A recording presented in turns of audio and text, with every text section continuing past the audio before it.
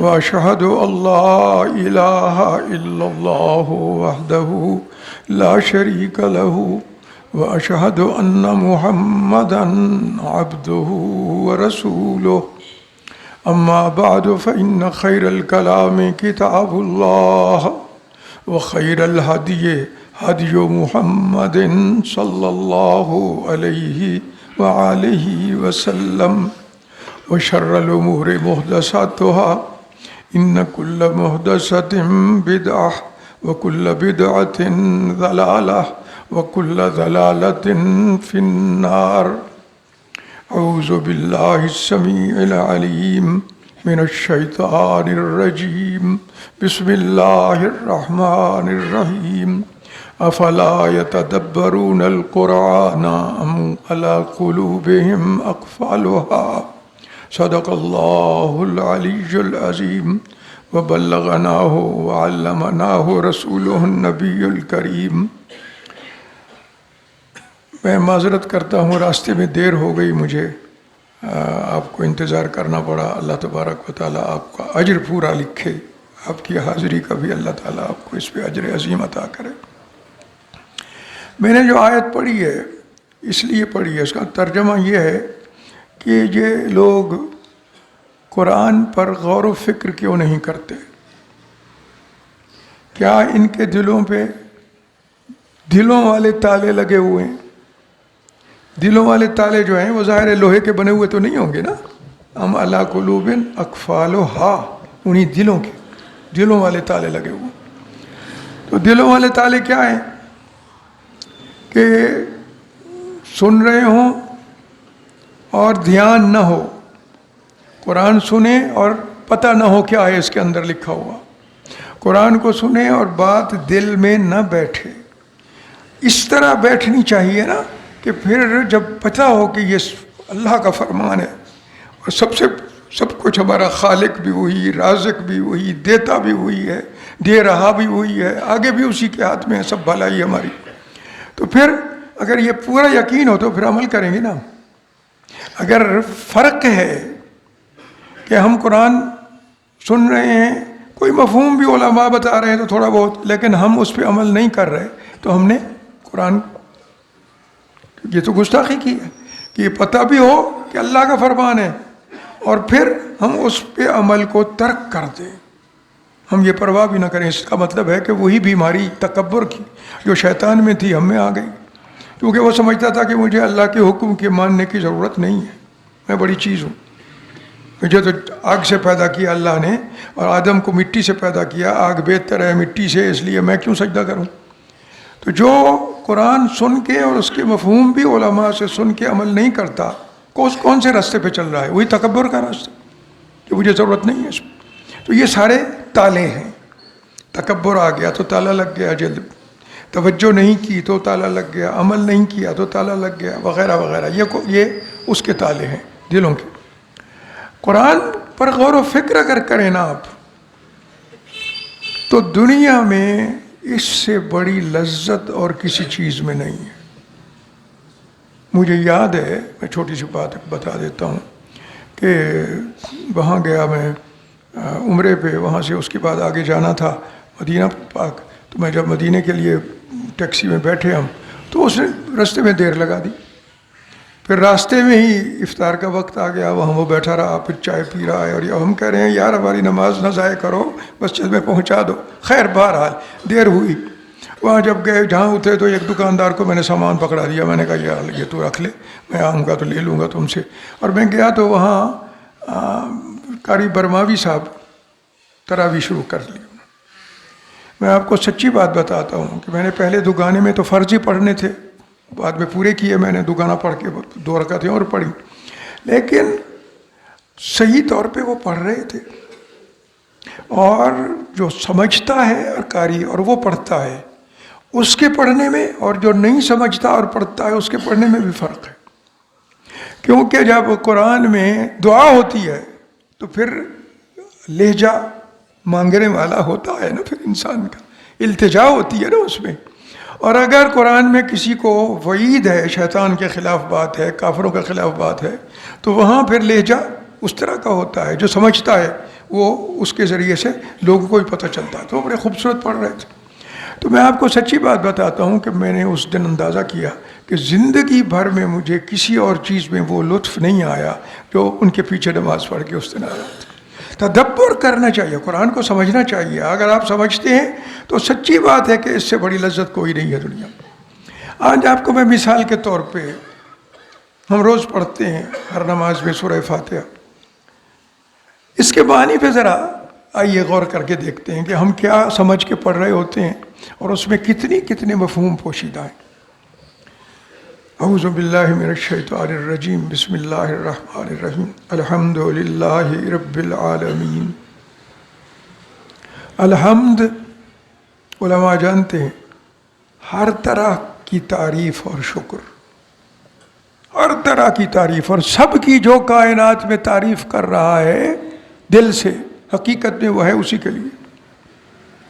الحمد میں یہ ہے بات کہ تمام تعریفیں اسی کی ہیں, ہر تعریف اسی کی. اللہ تبارک و تعالیٰ کی تعریف کرنے کا ہم تو ایک ہی طریقہ سمجھتے ہیں کہ ہم زبان سے کہتے ہیں الحمدللہ رب العالمین, یا ہم کہتے ہیں اللہ بہت بڑا ہے, عظیم ہے, بہت اونچا ہے, بہت مہربان ہے, رحیم ہے, غفور ہے. لیکن یہ زبان سے جو ہم کہتے ہیں یہ بھی حمد ہے, کوئی شک نہیں ہے اس میں. لیکن یہی صرف حمد نہیں ہے, کائنات میں تو ہر چیز حمد کر رہی ہے اللہ کی, ہر چیز. تو اس زبان میں تو کوئی چیز نہیں اور بولتی رہے, انسان ہی بولتا ہے. شیطانوں کی اپنی, جنوں کی اپنی زبان ہے, وہ اپنی اس پہ حمد کرتے ہیں. اور باقی ساری مخلوق بھی, تو ساری کی مخلوق ساری کی ساری کس کی تعریف کرتی؟ اسی کی, اور شکر اسی کا ادا کرتی. تو اس کا مطلب ہے کہ صرف زبان سے کہنا نہیں, حمد میں بہت ساری چیزیں شامل ہیں. الحمد تمام طرح کی تعریف اور شکر گزاری جو ہے وہ اللہ کے لیے. حمد کا ایک طریقہ کیا ہے زبان سے کہنے کے علاوہ؟ ایک طریقہ یہ ہے کہ ہم ان نعمتوں کا جب خیال آئے جو ہمیں مل رہی ہیں, تو اس وقت پھر ہمارے دل کے اندر سے ایک گواہی ملے کہ واقعی یہ تو ایسی چیز ہے کہ نہ ہم اس کو, ویسے تو دیکھیں نا, رزق جو ہے, آپ نمک بھی کھا رہے ہیں تو وہ آپ کو اللہ نے مقدر میں رزق میں لکھ دیا, لیکن آپ نے پیدا تو نہیں کیا نا اس کو, نمک کو بنا تو نہیں سکے ہم. اگر پتھر کو کوٹ کے نمک بنایا ہے تو بھی اسی نے پیدا کیا تھا, اور اگر سمندر کے یا کھاری پانی سے ہم نے اس کو نکال کے یا کلر کو ہم نے کر کے اور اس کو کیا ہے تو پیدا تو اسی نے کیا ہے, ہم نے تو اس کو تھوڑا سا نکالنے کا کام کیا ہے, اس کے علاوہ کیا کیا ہم.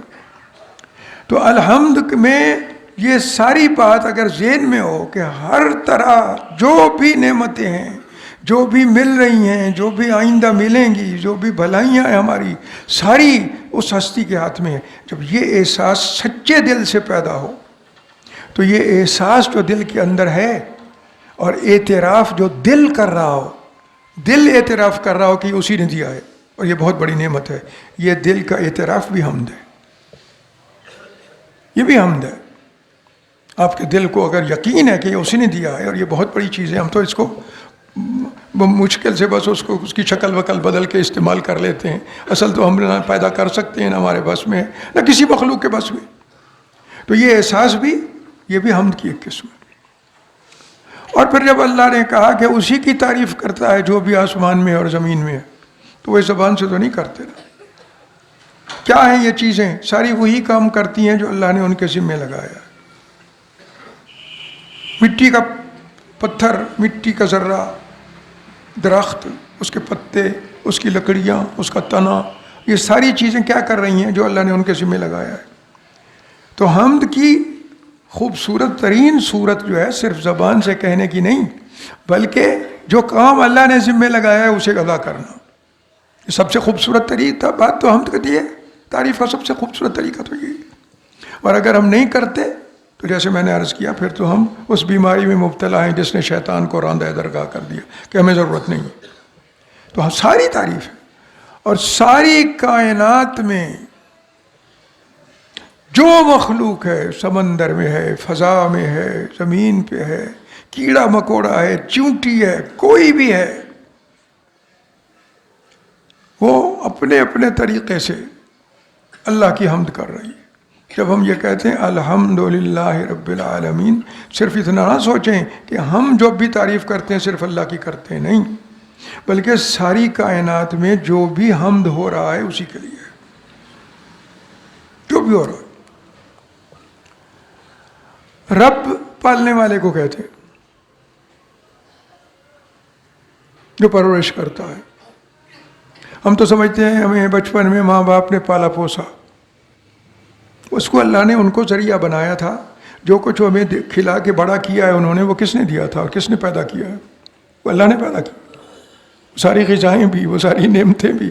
بلکہ میں کہتا ہوں کہ خود جب ہم چھوٹے تھے اور دوسری کوئی غذا نہیں کھا سکتے تھے، جب کہ ماں کے پیٹ میں تھے، اس وقت بھی جو غذا مل رہی تھی، نہ ماں کو پتہ تھا کہ میرے جسم کے کون سے حصے سے غذا مل رہی ہے میرے بچے کو جو میرے پیٹ میں ہے، کوئی پتہ بھی نہیں چاہیے۔ یہ تو قرآن نے بتایا نا کہ کہاں سے وہ دودھ پیدا ہوتا ہے، ماں بین الصلب والترائب، قرآن نے بتایا۔ کسی انسان کو تو پتہ ہی نہیں تھا، اور صدیوں بعد سائنس نے آ کے اسی کی گواہی دی کہ واقعی جی وہیں سے پیدا ہوتی ہے، جو دودھ ہے وہ وہاں سے آتا ہے، اس کی جگہ وہی ہے جو قرآن نے بتایا۔ اور یہ نشانی ہے اس بات کی کہ قرآن اللہ کے رسول نے پہنچایا اور اللہ کے رسول کو اللہ نے بتایا، ورنہ سائنسدانوں کے پتہ لگنے سے صدیاں پہلے انہوں نے بتا دیا کہ کہاں سے آتا ہے دودھ، جسم کا کون سا حصہ بناتا ہے، کسی کو معلوم نہیں تھا۔ ٹھیک ہے، تو الحمدللہ رب ہے، وہ پالنے والا ہے، سب کو وہی دیتا ہے، سب کچھ جو ضرورت ہے انسان کو۔ ہمیں پتہ بھی نہیں چلتا، ہم سانس لے رہے ہیں نا، اس میں آکسیجن کی ضرورت ہے، آکسیجن اگر تھوڑی دیر نہ ملے تو انسان زندہ نہیں رہتا، مر جاتا ہے۔ ہمیں تو پتہ نہیں چلتا، پہلے تو پتہ ہی نہیں تھا کسی کو کہ آکسیجن الگ گیس کا نام ہے، سائنسدانوں کو بھی نہیں پتہ تھا، یہ تو اب تھوڑا سا 1.5-2 صدی پہلے پتہ چلا ہے۔ تو یہ کون پیدا کرتا ہے؟ ہمیں تو پتہ ہی نہیں ہے، ہمیں ضرورت ہے اس کی، اس کے بغیر زندگی نہیں ہے۔ انسان کو پتہ ہی نہیں کون دے رہا ہے، وہی دے رہا ہے نا، کہ جس کو پتہ ہے کہ کیا کیا ضرورت ہے اس کی۔ وہ چیزیں جن کو ہم سمجھتے ہیں ہمیں ضرورت ہے، ان سے ہزاروں گنا زیادہ وہ چیزیں ہیں جن کی ہمیں ضرورت ہے لیکن ہمیں پتہ نہیں ہے۔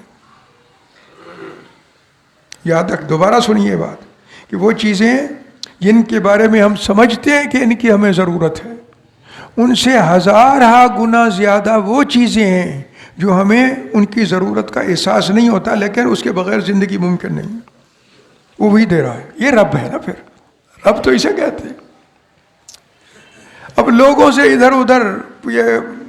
ادھر مشرق والے ہندو بندروں سے مانگتے ہیں، سانپوں سے مانگتے ہیں، ہاتھی سے مانگتے ہیں، گند پتھر کے بت تراشے ہوئے خود ہی شکل بنائی ہے اور خود ہی تراشتے ہیں۔ تو اس سے بڑی جہالت کیا ہو سکتی ہے، اور اس سے بڑی گستاخی کیا ہو سکتی ہے؟ اسی لیے تو اللہ نے کہا کہ جو شرک کرتا ہے اس کو معاف نہیں کروں گا، باقی سارے گناہ جو میں چاہوں گا چھوڑ دوں گا۔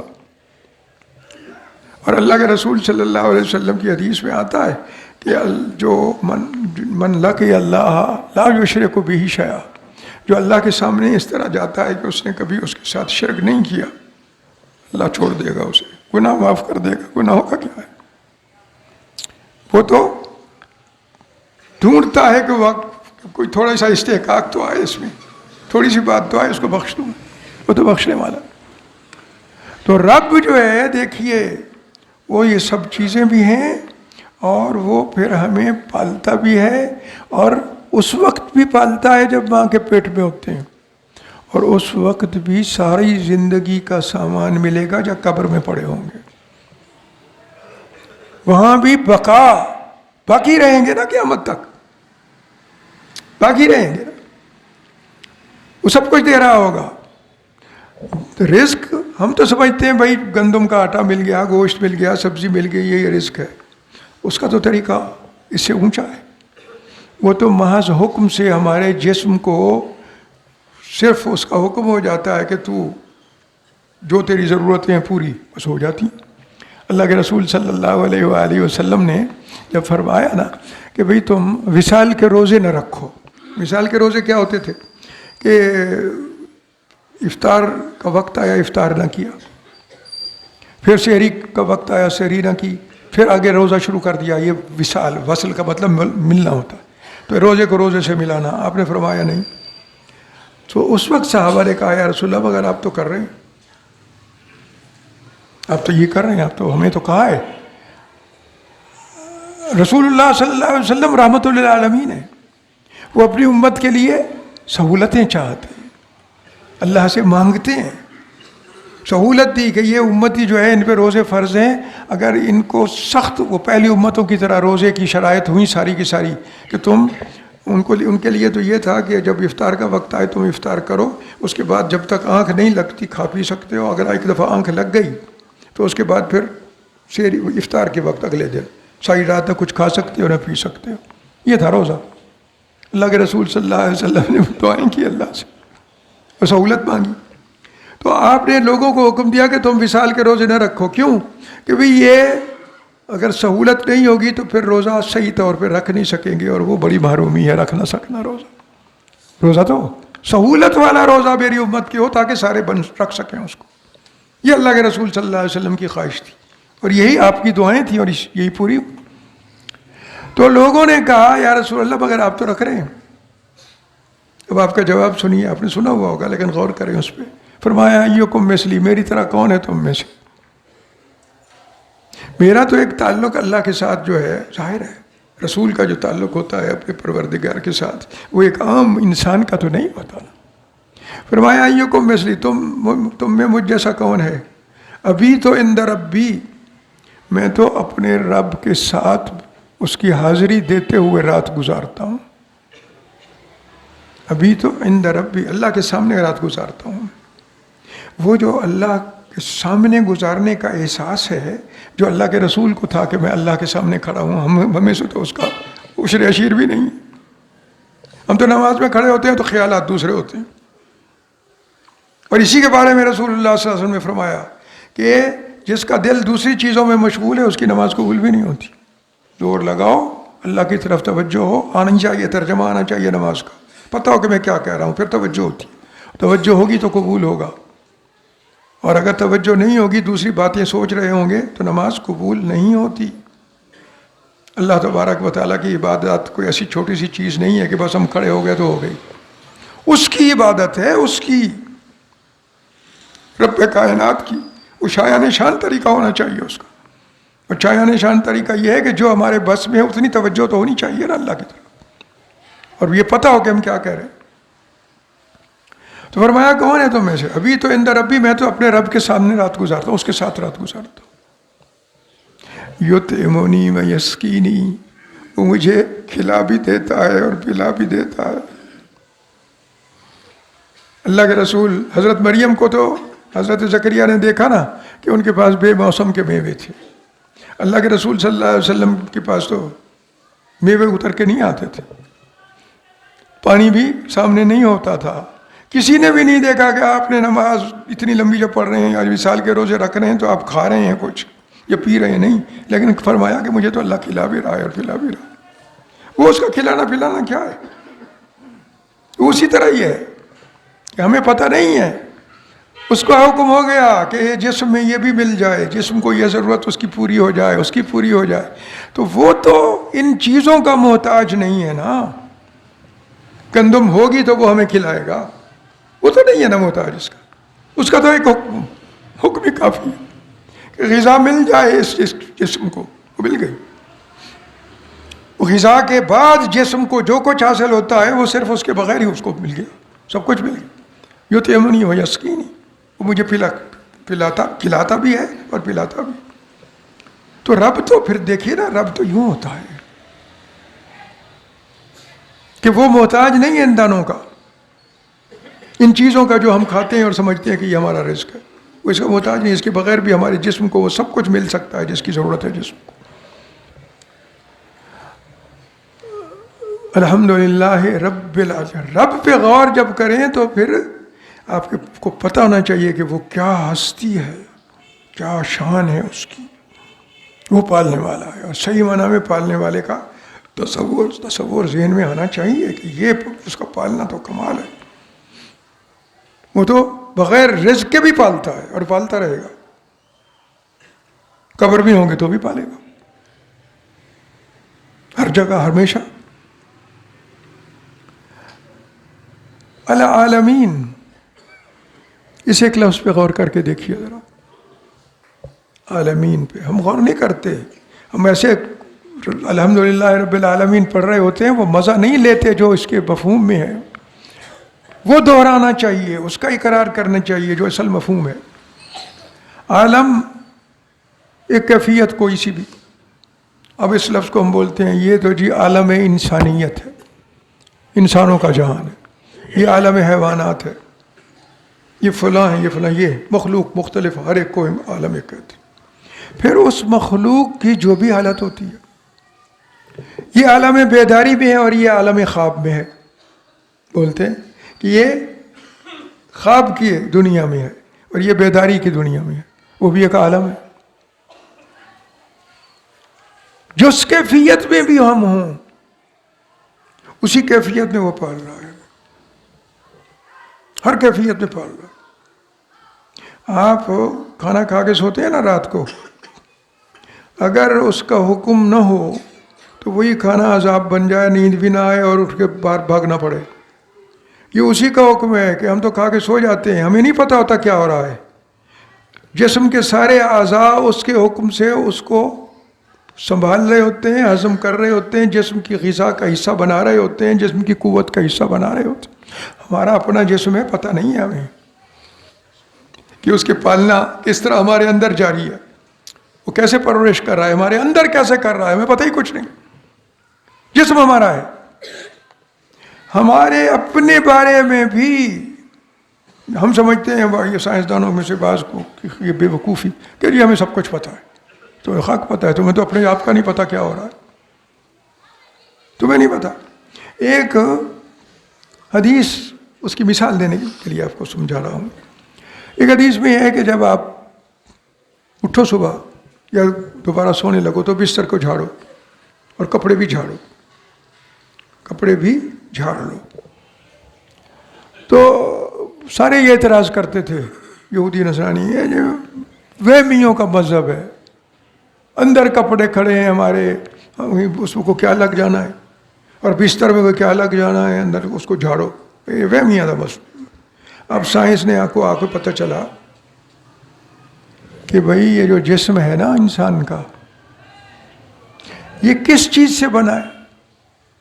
سیل کہتے ہیں اس کو, چھوٹا سا سب سے چھوٹا حصہ, یوں سمجھ لیں کہ بنیادی اینٹ جس کو ملا کے جسم بن گیا ہے. ساری وہ سب سے چھوٹی چیز جس کو سب کو ملایا ہے اور جسم بن گیا ہے.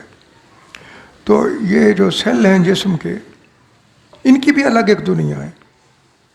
ہر سیل جو ہے نا, ایک سیل سب سے چھوٹا حصہ جسم کا جس سے مل کے بنا ہے ایک, اس کے اندر وہ سارا کچھ ہے جو پوری زمین میں ہے. وہاں بھی جس طرح زمین میں سورج چکر لگاتا ہے, وہاں بھی اندر الیکٹرانز, نیوٹرانز, سب کچھ اندر ہے اور وہ چکر لگا رہا ہے. اسی کی پوری کائنات کی تصویر جسم کی ایک اینٹ ہے چھوٹی سی, یہ ہم دیکھ بھی نہیں سکتے, ایک سیل کو دیکھ بھی نہیں سکتے. تو رسول اللہ صلی اللہ علیہ وسلم نے کہا کہ جھاڑا کرو, آپ کو تو اللہ نے بتا دیا نا.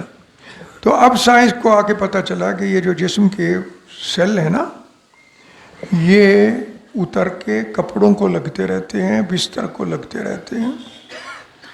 اور سائنسدانوں کو جب پتہ چلا تو اس کے بعد انہوں نے کہا اس کو صاف کرنا چاہیے. تو انہوں نے کئی طریقے آزمائے, صاف نہیں ہوئے.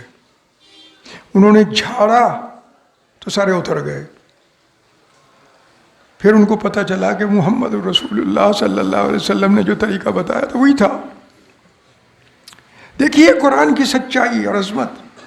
تو وہ سیل گرتے ہیں, ان کو جھاڑنا چاہیے. جھاڑیں گے تو آپ بیماریوں سے محفوظ رہیں گے, نہیں جھاڑیں گے تو بیماریاں کا سبب بنیں گے. اب سائنسدان کہتے ہیں کہ وہ ڈیڈ سیل جو ہیں, وہ جو مردہ سیل ہیں, وہ اگر کپڑوں کے ساتھ لگے ہوں دوبارہ بار بار پہن رہے ہیں تو آپ کو کئی بیماریاں ہو سکتی ہیں, یہ کہتے ہیں. تو اس سے ایک جو ذرہ نکلا ہے اور باہر گیا ہے, اس پہ بھی غور کیا سائنسدانوں نے تو حیران ہو گئے کہ جسم میں مستقل طور پہ یہ عمل جاری رہتا ہے. ہمیں پتہ ہی کچھ نہیں, مستقل, کہ جو جسم کے سیلز ہیں وہ مرتے رہتے ہیں اور جسم ان کو جھاڑتا رہتا ہے, اور اندر نئے تخلیق ہوتے رہتے ہیں خود بخود. جتنے جھڑ جاتے ہیں ان کی جگہ لینے کے لیے نئے صحت مند سیلز وہ تخلیق ہوتے ہیں, اللہ پیدا کرتا ہے اور جسم کا حصہ بناتا ہے. اور اس کی آپ بھی دیکھ سکتے ہیں کہ آپ کو زخم لگ جائے، کٹ لگ جائے، چیر لگ جائے تو آپ تو پٹی باندھ سکتے ہیں نا. ڈاکٹر ذرا زیادہ آگے کرتا ہے تو ضرورت ہو تو ٹانکے لگا دیتا ہے، لیکن ٹانکے لگانے سے آپ اپنے کپڑے کو ٹانکا لگاتے ہیں، کپڑا دوبارہ اصل حالت میں جوڑ سکتا ہے؟ کبھی نہیں جوڑ سکتا. ٹانکے لگے رہیں گے تو ٹھیک ہے، نہیں تو نہیں. اور یہ آپ کا جسم جو ہے وہ اصل حالت میں جڑ جاتا ہے، جلد سے جڑ جاتی ہے. نیچے جو پٹھے تھے، گوشت تھا، وہ جڑ جاتا ہے. ہڈیاں ٹوٹیں تو وہ دوبارہ ان کو وہ کر کے تو دوبارہ ان کو وہ جڑ جاتی ہیں. تو اندر یہ نظام اس خالق کے کائنات رکھا ہے کہ خود بخود یہ سارے سیل اس کے حکم سے نہ صرف یہ کہ دوبارہ بن رہے ہیں، بلکہ وہ جسم کو صحت مند حالت میں لانے کی ڈیوٹی سر انجام دے رہے. ساری وہ ڈیوٹی وہی سر انجام دے رہے، وہ سارے کے سارے. رب تو یہ ہے نا. آپ لطف لیں الحمدللہ رب العالمین. جب کہیں رب کہیں تو کہیں لطف لیں. رب تو یہ. اور عالم ہر جس کیفیت میں کوئی چیز ہے، ہمارے جسم کے کوئی سیل جس کیفیت میں ہے وہ اس کا نام ایک عالم ہے. تو یہاں یہ بتایا گیا کہ تمہارے جسم کا ایک سیل بھی جس عالم میں ہے، ہمیں تو نہیں پتہ اندر کون سے سیل بیمار ہیں. وہ تو جب بہت زیادہ بیمار ہو جاتے ہیں اور کینسر شروع ہو جاتا ہے، بعدی تکلیف شروع ہوتی ہے، درد شروع ہوتا ہے، ڈاکٹر کے پاس جاتے وہ کہتے ہیں کینسر ہے. وہ تو شروع تو پہلے سے ہو گئے تھے، وہ اپنے صحیح طریقے سے نہیں چل رہے تھے. سیل وہی سیل ہوتے ہیں جو باغی ہو جاتے ہیں تو وہ اندر کچھ اور بننا شروع ہو جاتا ہے، وہی کینسر ہے. تو اس نے رکھا ہے یہ نظام. ان تمام چیزوں کی تسبیح کیا ہے؟ ان کی حمد کیا ہے؟ ان کی حمد یہ ہے کہ جو ڈیوٹی اللہ نے ان کے ذمہ لگائی ہے اسی کو پورا کر رہے ہیں. حمد کی سب سے خوبصورت تر جو ہے صورت وہ یہی ہے کہ جو اس نے ذمہ لگایا ہے وہی ہو رہا ہے، اور جسم کے ایک ایک سیل جو ہے وہ اپنی ڈیوٹی پوری کر رہا ہے. اور ایک سیل بھی اگر بیماری کے عالم میں ہے تو بھی وہی پال رہا ہے، اگر وہ اس کی صحت کا انتظام بھی وہی کر رہا ہے. اندر وہ بیمار سیل جو ہیں وہ صحت مند سیل ان کو نکال کے اور خود اس کی جگہ لیتے رہتے ہیں، یہ بھی وہی کر رہا ہے. ایک سیل بھی جس عالم میں ہو ہمارا، اس عالم کی ہر کیفیت جو ہے اس پہ وہی اس کو پالنے والا رب العالمین. صرف یہ نہیں کہ ہم کس خواب کے عالم میں ہیں یا بیداری کے عالم میں ہیں، نہیں، ہمارے جسم کا ایک ایک سیل چھوٹا سا، اس کا بھی کوئی جو بھی حصہ ہے، ہر چیز وہ ساری کی ساری اس کی پرورش وہ کر رہا ہے، ہمیں پتہ پوچھ نہیں. رب العالمین تمام جس عالم میں بھی کوئی چیز ہے، پورا انسان سے لے کے ساری انسانیت سے لے کے پورے انسان سے لے کے اور ایک ادنا ترین سیل، بلکہ سیل کے بھی ایک چھوٹے سے چھوٹے حصے تک سب کی پرورش وہ کر رہا ہے. اگر وہ نہ کرے تو زندگی ممکن نہ ہو. الحمدللہ رب العالمین. تو اب آپ جب کہیں تو رب العالمین پہ آپ کو پتہ ہونا چاہیے کہ میں یہ کہہ رہا ہوں کہ میرے اللہ ساری کائنات میں بھی اور خود میرے اندر بھی جو جو چیز ہے جس کیفیت میں ہے اس کیفیت میں تو ہی اس کو پال رہا ہے. اگر کوئی بیمار ہے تو اس کی شفا بھی تو ہی دے رہا، اور اگر وہ ٹھیک کام نہیں کر رہا تو اس سے صحیح کام بھی تو ہی اس کو درست کر دیتا، یہ بھی تو کرنے والا. الحمدللہ رب العالمین. تمام عالم جس میں بھی کوئی چھوٹی سے چھوٹی چیز بھی موجود ہو اس کو پالنے والا وہی. تعریف کا مزہ تو آتا ہے نا اگر یہ سارا کچھ ذہن میں ہو. حمد کا لطف تو آتا ہے کہ اے اللہ ہمیں پتہ بھی نہیں ہے، یہ سب کچھ تو پال رہا ہے. ہمارے جسم کے ایک ایک سیل کو، اس کے ایک ایک چھوٹے سے الیکٹران اور نیورون کو بھی تو پال رہا ہے. تعریف کا مزہ تو آتا ہے. ہم تو یہ، اور حمد کی سب سے بڑی کہ آپ نے واقعی حمد کیا ہے، اس کی نشانی کیا ہے کہ آپ اس کے حکم پہ چل رہے ہو. اگر آپ نہیں چل رہے تو اس کا مطلب ہے آپ نے اعتراف ہی نہیں کیا کہ وہی ہے رب. اس کے حکم پہ نہیں چل رہے نا تو آپ نے اعتراف ہی نہیں کیا وہ رب ہے. کیونکہ دنیا میں بہت اچھے لگتے ہیں ماں باپ، وہ اللہ کا دیا ہوا ہمیں کھلا کے ہم بڑے ممنون ہوتے ہیں. ان کے دوستوں میں سے کوئی ہمارے کام آ جائے بڑے ہم خوش ہوتے ہیں، اس کے ممنون ہوتے ہیں دل سے، اور دل سے اس کی قدر عزت کرتے ہیں. اور ایسا دوست اگر اس نے کام آتا ہے ہمارے بار بار تو اس کی بات مانتے ہیں اس کی بات کو ٹھکرانے سے پہلے 1000 دفعہ سوچتے ہیں کہ نہیں یار یہ نہیں کرنا. وہ تو رب ہے, وہ تو پال رہا ہے اور ایک ایک حصے کو پال رہا ہے, سیل کے اجزاء تک کو پال رہا ہے. الحمدللہ رب العالمین, تعریف ساری اسی کی ہے.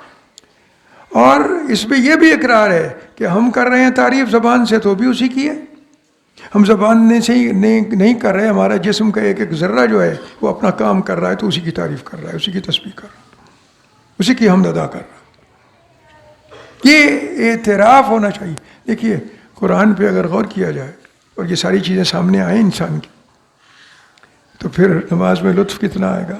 اس کے سامنے کھڑے ہیں اور اس کو ہم یہ کہہ رہے ہیں اللہ تو ہی سب کچھ کر رہا ہے, اور وہ چیزیں اور ان تمام کی اگر ذہن میں ہی ہو کم سے کم, تو پھر آدمی کا دل کے اندر سے اعتراف ہو. جس کیفیت میں جو چیز ہے کائنات کی, ہر مخلوق کے جسم کا ایک ایک ذرہ جو ہے اس کے اندر جو کچھ ہے وہ سارے الگ الگ حصے اس کے, وہ سارے کے سارے وہی پالتا ہے. الرحمن الرحیم, رحمان کہ ایک صرف معنی نہیں ہے رحم کرنے والا. بظاہر تو ہم اسی کو رحمان رحم کرنے والا ہے اور بہت زیادہ شفقت فرمانے والا ہے, رحیم یہ کہ رحمان کا مطلب ہے بہت زیادہ رحم کرنے والا.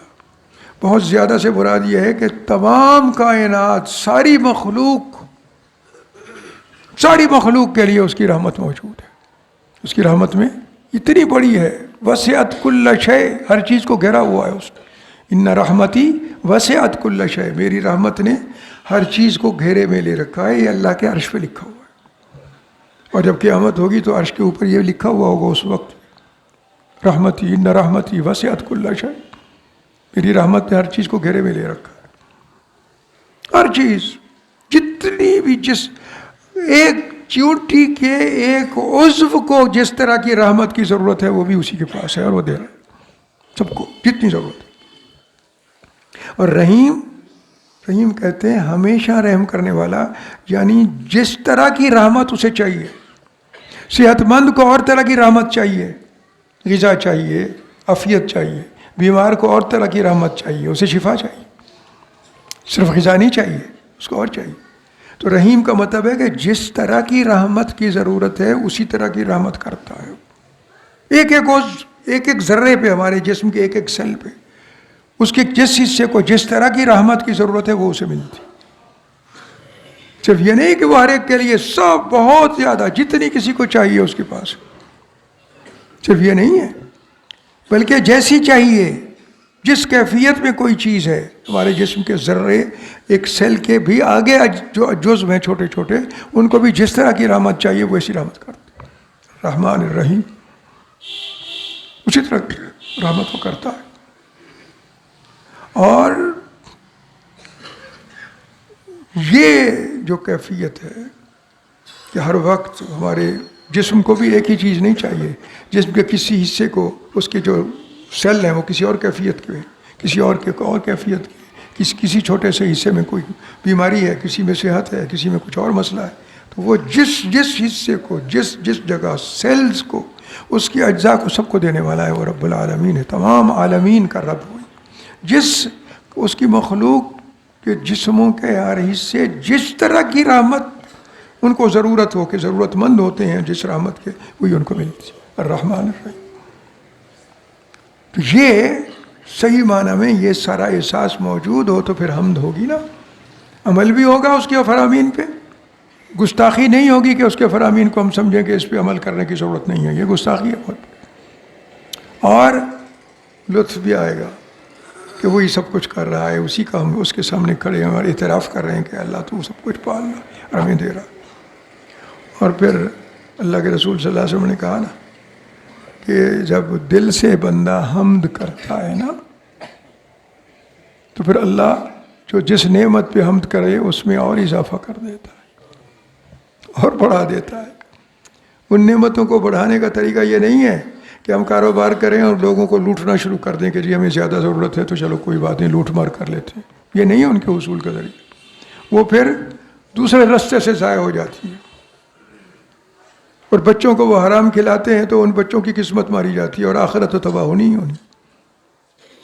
اگر حرام شامل ہو گیا تو نمازیں قبول نہیں ہیں، حج قبول نہیں ہے، روزہ قبول نہیں ہے، یہ چیزیں قبول ہی نہیں ہوتی.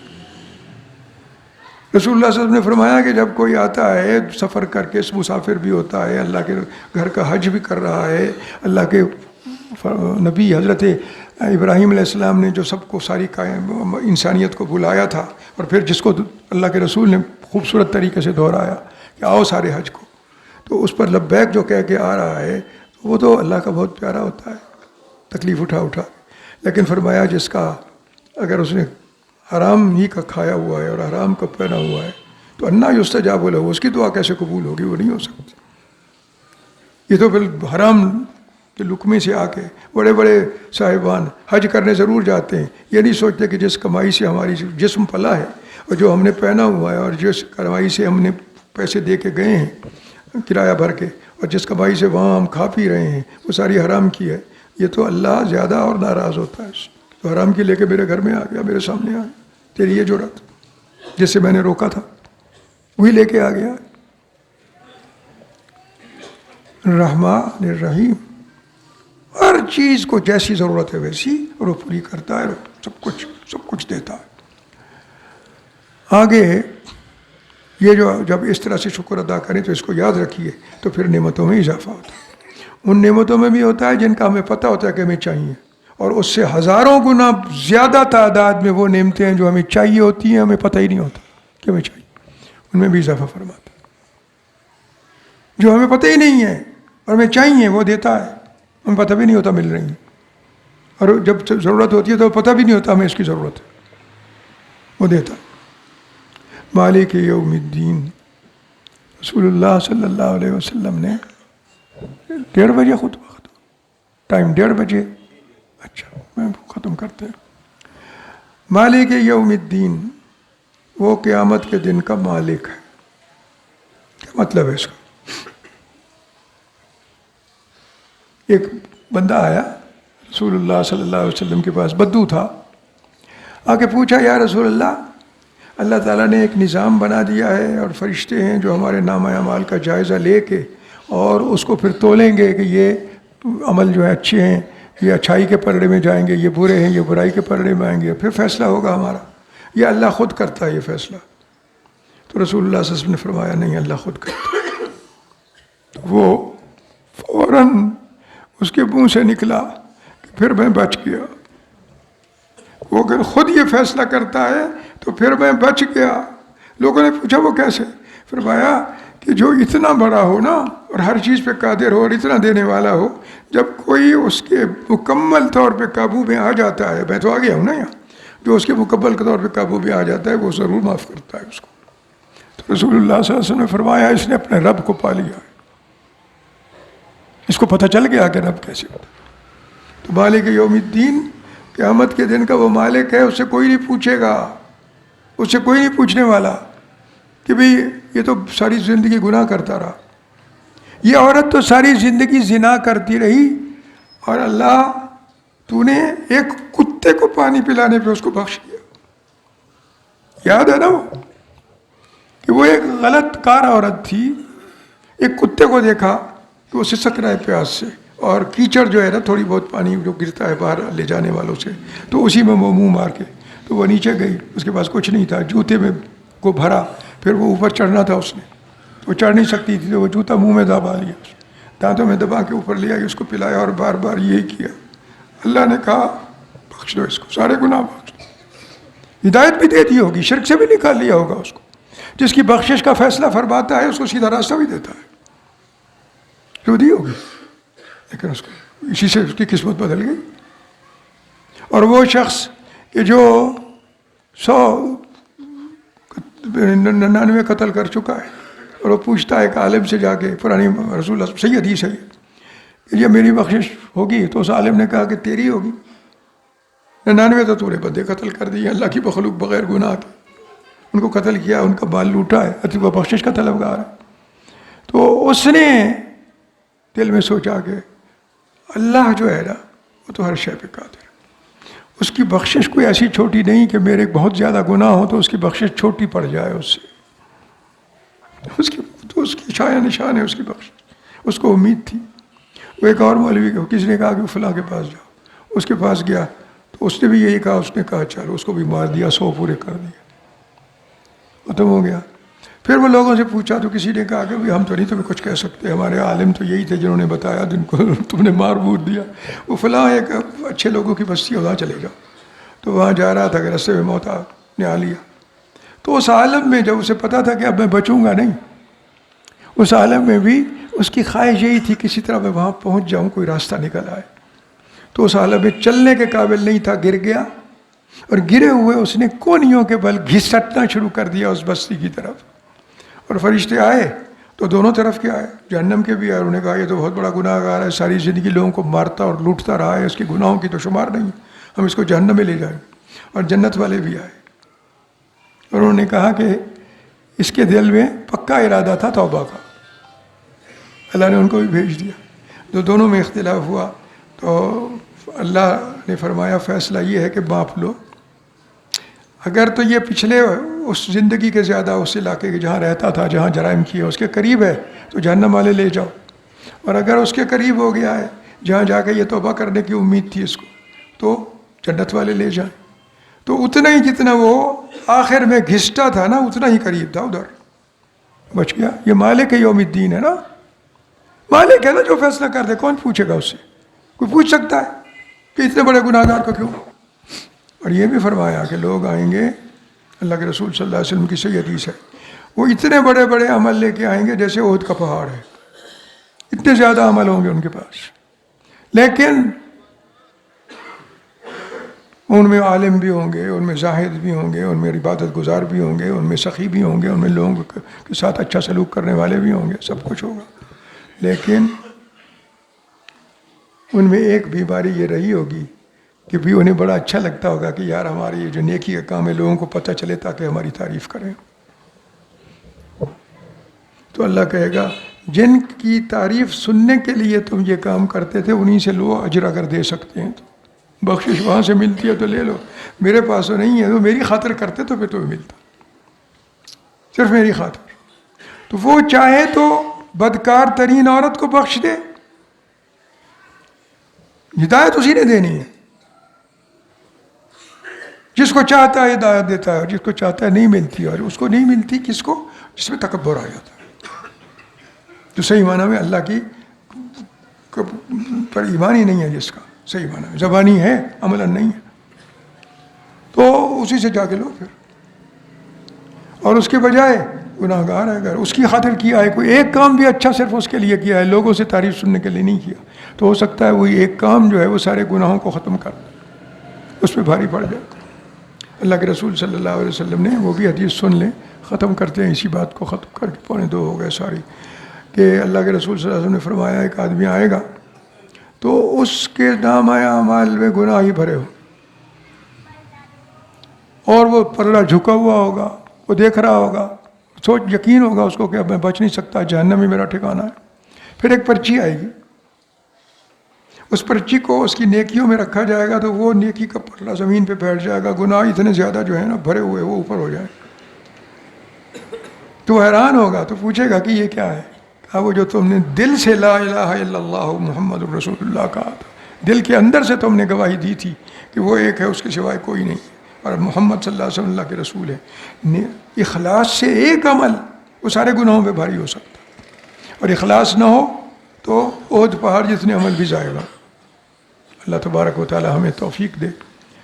2 کام ہم بس میں آپ سے کہنا چاہتا ہوں. ایک تو یہ ہے کہ نماز کا ترجمہ ازبر کریں, اپنے بچوں کو بھی پڑھائیں, خود بھی دیکھیں, آپ کو پتہ ہو کہ میں کیا کہہ رہا ہوں. اور دوسری بات یہ ہے کہ آپ ٹائم نکالا کریں روزانہ, اور کوئی اچھی سی تفسیر منتخب کر لیں, اور روزانہ 8-10 منٹ ہی صحیح, 1 آیت 2 آیت 3 آیت ان کو ضرور پڑھا کریں, اور بچوں کو بھی اس طرف لگا دیں.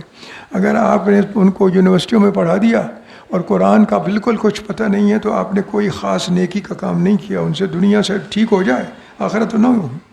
اور اگر آپ نے ان کو ساتھ یہ بھی دے دیا, قرآن سے اس کی دوستی کروا دی, آپ نے بھی خود کر لی, اور آپ خود کریں گے تو وہ بھی کر لیں گے, اور دوستی کر لی, اور اس قرآن کو سمجھ کے پڑھنا شروع کر دیا, اور نماز میں بھی پتہ ہوا کہ میں کیا کہہ رہا ہوں، تو انشاءاللہ ان کی دنیا بھی سنور جائے گی اور آخرت بھی سنور جائے گی۔ اللہ ہمیں اسی کی توفیق عطا فرمائے۔ تدبر کریں قرآن میں، روزانہ 8-10 منٹ نکالیں قرآن کا مطالعہ کا، اپنے بچوں کو بھی اس پہ لگائیں، اور 4-5 منٹ رسول اللہ صلی اللہ علیہ وسلم کی حدیث یا سیرت، اس کو بھی اگر یہ آپ نے معمول کر لیا تو آپ اپنے بچوں کی آخرت بھی سنوار دیں گے۔ یہ 15 منٹ کا کام ہے، ورنہ تو آپ لاکھوں لگاتے ہیں یونیورسٹیوں میں، بلکہ باہر بھیجتے ہیں ان کو، لاکھوں روپے خرچ ہوتے ہیں، اس سے صرف دنیا سنورتی ہے، آخرت تباہ ہوتی ہے۔ تو یہ 15 منٹ کی کام کیا کریں، اللہ کرے ہم سب کریں اس سے، اور ہمارے بچے جو ہیں وہ دین پہ قائم رہیں، اللہ تبارک و تعالیٰ ان کو دنیا میں بھی اپنی برکتوں اور نعمتوں سے نوازے اور آخرت میں بھی۔ آخر دعوانا الحمدللہ رب العالمین۔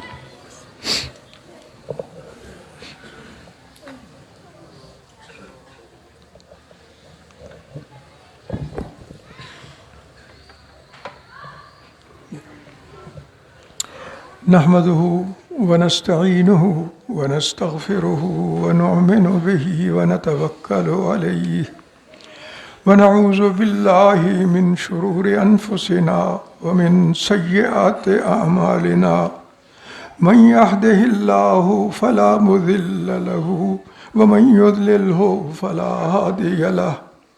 اسی ایک فکر کا ترجمہ ذہن میں بٹھا لیں کہ جس کو اللہ ہدایت دیتے اسے گمراہ کوئی نہیں کر سکتا۔ جو سچے دل سے مانگتا ہو نا اسی کو ملتی ہے۔ وَمَن يُضْلِلْ ہو، اور جسے وہ گمراہی میں رہنے دے اسے سیدھے راستے پہ کوئی نہیں لا سکتا۔ اہدنا الصراط المستقیم پڑھتے ہوئے دل کے اندر سے مانگا کریں کہ مولا بچا لے ہمیں غلط کاموں سے اور غلط سوچ سے اور غلط راستوں سے۔ وَمَن يُضْلِلْهُ فَلَا هَادِيَ لَهُ وَأَشْهَدُ أَن لَّا إِلَٰهَ إِلَّا اللَّهُ وَحْدَهُ لَا شَرِيكَ لَهُ وأشهد أن محمدًا عبده ورسوله أما بعد فإن خير الكلام كتاب الله۔ یہی میں نے کہا ہے نا کہ کتاب اللہ کا مطالعہ کریں، کہ سب سے خوبصورت بات جو ہے وہ اللہ کی بات۔ دنیا بھر کی کتابیں پڑھیں، ان کی کیا حیثیت ہے؟ آخرت کے لیے تو کچھ بھی نہیں۔ بڑی بڑی اتنی موٹی موٹی ضخیم کتابیں آپ پڑھ جائیں، آپ کے بچے اللہ کا کلام نہیں پڑھا تو کیا فائدہ ہے؟ احسن الکلام کلا کتاب اللہ وخیر الہدی ہدی محمد صلی اللہ علیہ وسلم، اور اچھا نمونہ جس کے اوپر چلنا، جس کی پیروی کرنی ہے ہمیں، وہ اللہ کے رسول صلی اللہ علیہ وسلم کی زندگی کا۔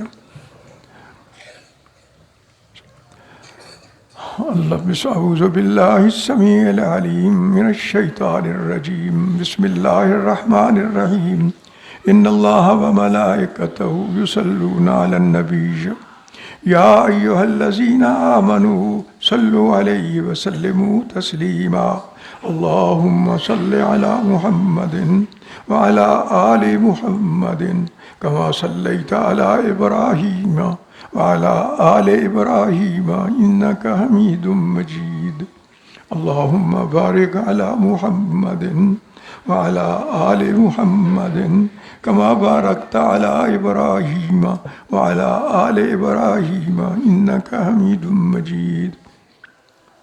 اللہم انصر من نصر دین محمد صلی اللہ علیہ وسلم وجعلنا منہم، واخذل من خذل دین محمد صلی اللہ علیہ وسلم ولا تجعلنا منہم۔